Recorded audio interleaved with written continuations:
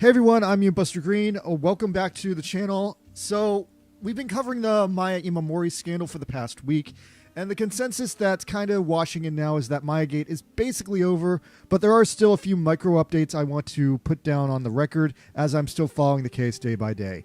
Putting this all together kind of gives us a complete picture of where we are and how we got here. Quick recap for anyone coming in cold. Maya Imamorei played Goju Black, the black unicorn sort of Pink Ranger, on the final season of Super Sentai GoZyuger. GoZyuger means 50. It's the 50th season. So from the get-go, Maya reveals she's half Filipino and is dogged by racist internet trolls every day looking for a reason to bully her and cancel her. Since about August, a tabloid company called Bunshin started publishing rumors that she was in an adulterous affair with an older stuntman on the show. This has never been officially proven, but nonetheless, the stuntman left the show to protect Maya, and about 3 months went by with Maya then getting fired out of nowhere for underage drinking, which up till now still hasn't been proven. As we've paid close attention to the case, no one can exactly pin down when or where she exactly did the underage drinking. There's a lot of theories, but nothing's been proved, consequentially, that it actually happened. It was later revealed that Maya worked part-time at a lounge, and working at a lounge was a clear violation of her contract. But rather go with that they fired her for working on a lounge, they've kept up the story that she was fired for underage drinking, which people are still trying to prove even now. And Bunshin, being a scandalous tabloid, just got away with all that, although the original tabloid rumors seemingly got quenched down in August out of action by Seju to suppress them. And then we want to say that it seemed like everything was fine after that, but behind the scenes, apparently, there was a lot of drama between Toei, Seju, TV Asahi, and it seemed like it all stemmed from the fact that Maya wasn't willing to admit she had done anything wrong because she was a 19-year-old girl and she had never been in such a dire situation before. Now, this all hits a big climax about a week ago when Maya was fired by Seju, her talent company, who then forced Toei, who makes Super Sentai, to rip her out of the show with no other choice. And this was a big deal because this has never happened before so late in the production of the show. The show was already finished filming, and as a result, Super Sentai GoZyuger has had to do immediate, crazy edits of episode 37, 38, and 39, and the final 10 episodes, 40 through 50, which we're still waiting on seeing. Now, the first edit, episode 37, was really damaged, and the general quality of the show has taken a huge nosedive as a result of these last-second edits, which is insane because otherwise the show was about to finish. It's going to be over in another month or two, and many people were absolutely shocked that they couldn't just find an amicable way to release the show in its original state, with Maya still doing her original acting.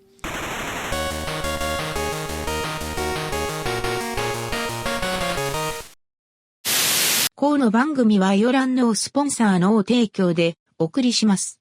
Alright, so now we're caught up to where we are. So back on real time, back on Saturday, after it was announced that Oni's sister, Kohaku, was going to take over Maya's character on the show, Sumino, first thing that happened was a bunch of deepfake photos came out of Sumino's clothes being stuck onto Kohaku. It later turned out that these were deepfakes. They weren't official releases, but then a lot of people dogpiled on the topic and just made more Kohaku deepfakes of her playing Sumino all weekend, because AI is always useful for forcing women you've never met to do things that they would never normally do, as well as swapping people's heads around and making people's clothing change, and AI is stupid. Anyway, after that, GoZyuger 38 came out. GoZyuger 38 seemed like it was received better than episode 37 since they had more time to get the edit right. It seemed like it was a 2-part episode reduced into a 1 episode. It had Deca Red. He was played by a Garo actor. Lots of people said it was a decent episode. But yeah, because of the Mayagate scandal, the original 38 was going to be a Maya-focused episode, and that original 38 is lost media. And to fill the void of that, they seem to mostly use content from 39 to make the new 38. And so now, as a result of that, episode 39 is now going to be a clip show instead of the second half of that Deca Ranger arc. So Mayagate has officially completely butchered 3 episodes of GoZyuger, and it's kind of crazy. Between episode 38 and episode 39, we know for a fact that over 30 minutes of Maya on-screen content has now been exercised from the show. Now, I want to hopefully think that these Kohaku episodes will hopefully redo it, but there's no way because episode 39 is going to be a clip show. There's definitely some bit of content that has just been lost in the ether, lost in the lost media, in the changes to the show, since they're half-assing things and rushing things out to try and change everything to settle the legal agreement between Toei and Seju. Now, after that came Sunday. Sunday, the weekend was basically over. There was no big news, and the internet just basically sat around with itself and declared that Maya Gate was basically concluded. We all had a very South Park-esque moment of self-reflection about what we learned in this event. And so it seemed like it was over, except on Monday. Monday, things kept flowing. Monday, we got a new trademark that Super Sentai is definitely over, and it's being replaced by the return of Space Sheriff Gavon.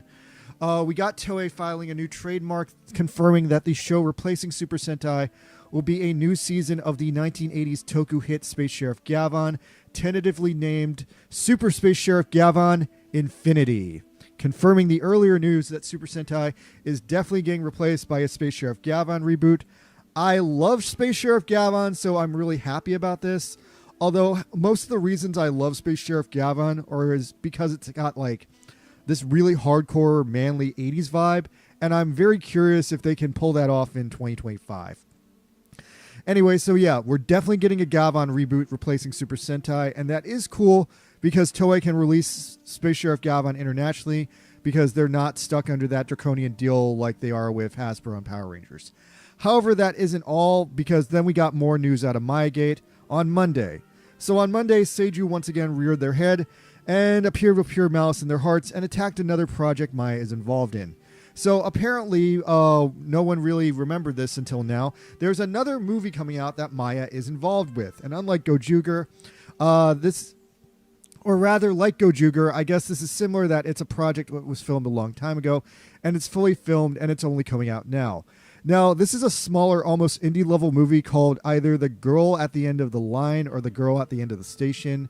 Live Door News is calling it Girl at the End of the Station, but many other people are calling it Girl at the End of the Line. Anyway, I don't know what it's about.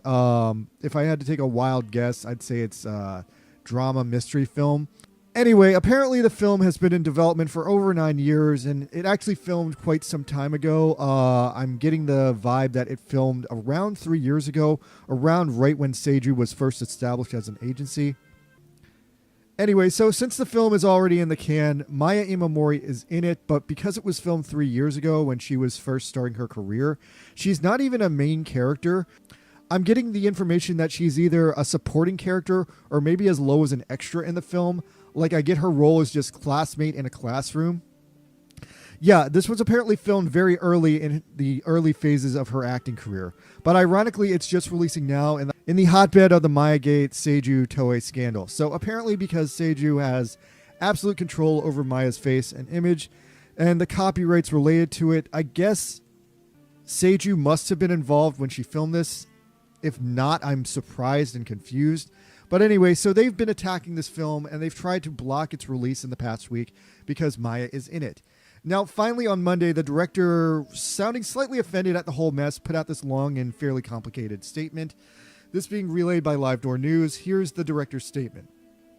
First of all, that actor in question was not a main cast member. The statement continues, her role is not related to the main story. She has no important dialogue lines. She is just playing a classmate. And even in the final edit of the movie, she is not shown that much. However, in light of these circumstances, we have further reviewed and readjusted her scenes and erased her and any dialogue lines she had. The director explained that the final changes to the final cut were in units of seconds, and the director judged that the adjustments would not affect the main storyline or the quality of the film, adding no matter what role you play, as long as you're involved in a film, there is no role that is completely meaningless. This film was made possible due to the thanks of support and cooperation of many people, and because it centers around the content of teenage school life, we hope that it reaches many school students, faculty members, and we hope you will all watch it. He continued in conclusion, given that this project has taken approximately 9 years to complete, I hope you understand that this was not an easy decision to make, and I did it despite the considerable conflict. Finally, I would like to thank everyone who has been looking forward to this film and supporting it. So, yeah, that movie is cutting Maya out, and it sounds like she wasn't in it much either way because it was one of her early roles earlier in her career, but that's still another sad thing. All right, finally, we have more update on the deal with Toei. I covered the story last week that there was a major financial report released about the financial damage caused by Maya Gate, causing Toei to lose a lot of money, billions of yen in response, and Toei in response was trying to sue Seju back for the damage. We have another minor update on that from Omusu Broiling, the guy who is covering a lot of Mayagate updates. He seems to have more information about what happened in the aftermath of that report. According to him, Seju is going to cover maybe 70% or 90% of the financial damage done to Toei in the GoZyuger reshoots and from the merch destruction of destroying anything with Maya's face on it. However, it's not going to finally land on Seju because Seju is then going to push that back onto Maya.